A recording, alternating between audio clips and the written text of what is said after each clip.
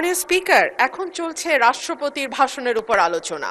বাংলাদেশের সংবিধান অনুযায়ী প্রধানমন্ত্রী এবং প্রধান বিচারপতি নিয়োগ ছাড়া রাষ্ট্রপতিকে আর সকল কিছুই প্রধানমন্ত্রীর পরামর্শক্রমে করতে হয় এবং প্রধানমন্ত্রী রাষ্ট্রপতিকে কি পরামর্শ দিলেন সেই ব্যাপারেও কোথায় কোনো প্রশ্ন উত্থাপন করা যায় না। সে কারণেই দীর্ঘদিন ধরে রাষ্ট্রপতি এবং প্রধানমন্ত্রীর ক্ষমতার ভারসাম্য আনবার ব্যাপারে বারবার আলোচনা হয়েছে। সরকারি দল, বিরোধী দল, ২৪-এর অভ্যুত্থানের আগে পরে সকল সময় বলা হয়েছে যে রাষ্ট্রপতি এবং প্রধানমন্ত্রীর ক্ষমতার ভারসাম্য আনা হোক। বিএনপি তার ভিশন 2030 এবং ৩১ দফাতেও এই ব্যাপারে সুনির্দিষ্ট প্রস্তাব রেখেছে। মাননীয় স্পিকার, সে কারণেই সঙ্গতভাবে আমাদের একটা এক্সপেকটেশন ছিল যে এইবার রাষ্ট্রপতি মন্ত্রিপরিষদ কর্তৃক অনুমোদিত ভাষণের বাইরে গিয়ে তার নিজের মতন করে ভাষণ দিতে পারবেন, কিন্তু আমরা দেখলাম এইবারও রাষ্ট্রপতির ভাষণ মন্ত্রিপরিষদ কর্তৃক অনুমোদিত একটি ভাষণ তাকে দিতে হলো। সো আমরা যদি এতটুকু স্বাধীনতা মাননীয় স্পিকার রাষ্ট্রপতিকে দিতে না পারি তাহলে আর আমরা কোন ভারসাম্যের কথা বলছি?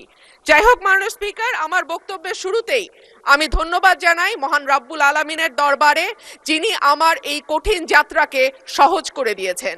আমি তারপরে ধন্যবাদ জানাই আমার অসংখ্য নেতাকর্মী যারা নানানভাবে বঞ্চিত হয়ে ভয় ভীতির মধ্যে দিয়ে আমার নির্বাচন করেছে, দল থেকে বহিষ্কার হয়েছে, কিন্তু তারা আমাকে ছেড়ে যায় নাই। তাদের সকলের কাছে আমি কৃতজ্ঞ। মাননীয় স্পিকার, আমি আরো ধন্যবাদ জানাই বিএনপিকে আমাকে মনোনয়ন না দেবার জন্যে। আমাকে মনোনয়ন না দেওয়ার কারণেই আমি বুঝতে পেরেছি বাংলাদেশের টেকনাফ থেকে তেঁতুলিয়া কত লক্ষ মানুষের ভালোবাসা, দোয়া, সহযোগিতা আমার পাশে ছিল। একটা দলীয় গণ্ডির মধ্যে থেকে নির্বাচন করলে এইটা বুঝবার সৌভাগ্য আমার হতো না। মাননীয় স্পিকার, আমি গভীর শ্রদ্ধার সঙ্গে স্মরণ করি দেশনেত্রী, ৩ বারের সাবেক প্রধানমন্ত্রী বেগম খালেদা জিয়াকে, যিনি আমাকে স্নেহ দিয়ে রাজনীতিতে এনেছিলেন এবং আমি বিশ্বাস করি তার অপূর্ণতা এই সংসদে কোনো দিন পূরণ হবে না। মাননীয় স্পিকার, হাজার মানুষের আত্মত্যাগ, তার ফসল হচ্ছে আজকের এই সংসদ। এই মানুষগুলো কারা যাদের আত্মত্যাগের বিনিময়ে আমরা আজকে কেউ মন্ত্রী, কেউ এমপি, কেউ সরকারি দল, কেউ বিরোধী দল হয়ে এসে সংসদে বসেছি? মাননীয় স্পিকার, তাদের স্বপ্ন কি ছিল? তারা জানতো তাদের এই আত্মত্যাগের বিনিময়ে তারা কিন্তু কেউ মন্ত্রী হবে না, এমপিও হবে না। তারা ছিল সাধারণ মানুষ, একেবারে খেটে খাওয়া সাধারণ জনগণ বাংলাদেশের। তারা একটা স্বপ্ন দেখেছিল, একটা নতুন বাংলাদেশ তৈরির স্বপ্ন, একটা নতুন রাজনীতি নির্মাণের স্বপ্ন, একটা নতুন চিন্তার জন্ম দেওয়ার স্বপ্ন, এবং সর্বোপরি সকলের জন্য যে ভীষণ রকম বৈষম্য আমরা দেখেছি গত কয়েক বছর, সেখান থেকে মুক্ত হয়ে সকলকে নিয়ে, সকলকে একসাথে করে একটা বাংলাদেশের স্বপ্ন। সেই সকল মানুষের কাছে আমি এবং আমি বিশ্বাস করি আমার সহকর্মী এই সংসদ সদস্যরা সকলেই কৃতজ্ঞ। মাননীয় স্পিকার, শহীদদের যে প্রত্যাশা নিয়ে গণ অভ্যুত্থান, সেই প্রত্যাশা কিন্তু বায়বীয় বা অলীক কোনো বিষয় ছিল না। এখনো যদি আমরা দেয়ালে দেয়ালে তাকাই, আমরা দেখব তারা তাদের স্বপ্নের কথা দেয়ালে লিখে গেছে। উই ওয়ান্ট জাস্টিস, কিংবা দেশটা কারো বাপের না, তুমি কে আমি কে, বিকল্প বিকল্প। আসছে ফাগুন, আমরা হব দ্বিগুণ। শোনো মহাজন, আমরা অনেকজন। Change the rules, be a voice not echo. দিনে নাটক, রাতে আটক, নাটক কম করো প্রিয়। হামাক ব্যাটাক মারলু কেন? এমন হাজার প্রশ্ন, লক্ষ জিজ্ঞাসা। এই লড়াইটা কেবল একটা সরকার পরিবর্তনের লড়াই ছিল না মাননীয় স্পিকার। যেই কথাটি আমি বলেছি, একটা স্বপ্ন, একটা নতুন বাংলাদেশ, সকলকে নিয়ে সকলের বাংলাদেশ গঠন করবার একটা স্বপ্ন নিয়ে এই গণ অভ্যুত্থান হয়েছিল। মাননীয় স্পিকার, আমরা স্বপ্ন দেখেছিলাম ধর্ম, বর্ণ, জাতিগোষ্ঠী বা লৈঙ্গিক পরিচয়ের ভিত্তিতে কাউকে অপর বা আদার করে দেয়া হবে না।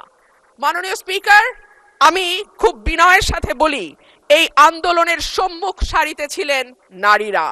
এক ঝাঁক নতুন প্রজন্মের তরুণ মুখ আমরা পেয়েছিলাম। সেই নারীরা 1 বছর পার না হতেই হারিয়ে গেলেন কেন 7 জন নারী সাংসদের এই সংসদে, সেই প্রশ্নটা আমি আপনাদের কাছেই রেখে যাচ্ছি। মিছিলের সামনের সারিতে নারীর প্রয়োজন হয়, পুলিশের টিয়ার শেল লাঠিচার্জের সামনে নারী ঢাল হয়ে দাঁড়ায়, অস্থির সময় নারীর সাহায্য ছাড়া পার হওয়া যায় না, আর সবকিছু যখন ঠিক হয় তখন নারী হয়ে যায় ট্রোলের বস্তু। নারীর পোশাক, নারীর চেহারা, নারীর কথা, নারীর হাসি সবকিছুই তখন হাসির খোরাকে পরিণত হয়। মাননীয় স্পিকার, আমি আপনার মাধ্যমে আজকে সংসদে আরেকটি কথা বলে যাই। 52% মানুষকে পেছনে ফেলে নতুন বাংলাদেশ রচনার কোনো চিন্তা যদি কেউ করে থাকে, সেটা কখনো সম্ভব না, কোনো দিন সম্ভব না। মাননীয় স্পিকার, রাষ্ট্রপতি ভাষণের 5 নম্বর প্যারায় বলা হয়েছে, বিবিএস এর চূড়ান্ত হিসাব অনুযায়ী জিডিপি প্রবৃদ্ধির হার 3.49%। প্রবৃদ্ধি হচ্ছে, উৎপাদন বাড়ছে, কিন্তু সেই অনুপাতে কর্মসংস্থান সৃষ্টি হচ্ছে না, বরং উৎপাদন ও সেবা খাতগুলোকে অর্থনীতির মূল চালিকা শক্তি হিসেবে ধরা হয়। সেই দুই খাতেই কর্মসংস্থান চলছে। একে চাকরিবিহীন প্রবৃদ্ধি বলে, যা দীর্ঘমেয়াদে অর্থনীতির স্থিতিশীলতা, অন্তর্ভুক্তিমূলক প্রবৃদ্ধির জন্য একটি বড় ঝুঁকি। দেশে শিক্ষিত বেকারের সংখ্যা বাড়ছে, অন্যদিকে দক্ষতার অভাব এবং ভাষাগত দুর্বলতার কারণে বড় বড় প্রতিষ্ঠানগুলো বাধ্য হচ্ছে অন্য লোক নিয়োগ দিতে, অর্থাৎ কর্মমুখী শিক্ষা দিয়ে চাকরির জন্য প্রস্তুত করতে আমরা ব্যর্থ হচ্ছি। মাধ্যমিকের নিচে শিক্ষাগত যোগ্যতা থাকা ব্যক্তিদের বেকারত্বের হার যেখানে 3.01%, সেখানে উচ্চ ডিগ্রিধারীদের ক্ষেত্রে এটি 8.7%। ভাষণের 6 নম্বর প্যারায় মূল্যস্ফীতির কথা বলা আছে। বিবিএস এর সর্বশেষ হিসাব অনুযায়ী চলতি বছরের ফেব্রুয়ারি মাসে দেশের খাদ্য মূল্যস্ফীতি দাঁড়িয়েছে 9.30%, যা গত 13 মাসের মধ্যে সর্বোচ্চ। উচ্চ খাদ্য মূল্যস্ফীতির কারণে বিশ্ব ব্যাংকের ঝুঁকিপূর্ণ দেশগুলোর লাল তালিকায় অলরেডি বাংলাদেশের নাম গেছে। এর সরাসরি প্রভাব পড়ে নিম্নবিত্ত এবং মধ্যবিত্ত মানুষের ওপর, যাদের মোট আয়ের 2/3 থেকে অর্ধেক পর্যন্ত খাবার কিনতেই চলে যায়। ক্রমাগত মূল্যস্ফীতি দারিদ্র্য বাড়ায়, পুষ্টিহীনতা তৈরি করে এবং আগামী প্রজন্মের মেধা বিকাশে সরাসরি প্রভাব রাখে। মাননীয় স্পিকার, প্যারা 7 রাষ্ট্রপতি 19 ফেব্রুয়ারি পর্যন্ত বৈদেশিক মুদ্রার যে রিজার্ভ, সেটা দাঁড়িয়েছে $34.78 বিলিয়ন বলে ঘোষণা করেছেন। এই বৈদেশিক মুদ্রা আয়ের প্রধান খাত হলো পোশাক রপ্তানি। এরপর আছে প্রায় 1 কোটি প্রবাসীর পাঠানো রেমিটেন্স, বৈদেশিক ঋণ, ফরেন ডিরেক্ট ইনভেস্টমেন্ট বা এফডিআই, বৈদেশিক অনুদান ইত্যাদি।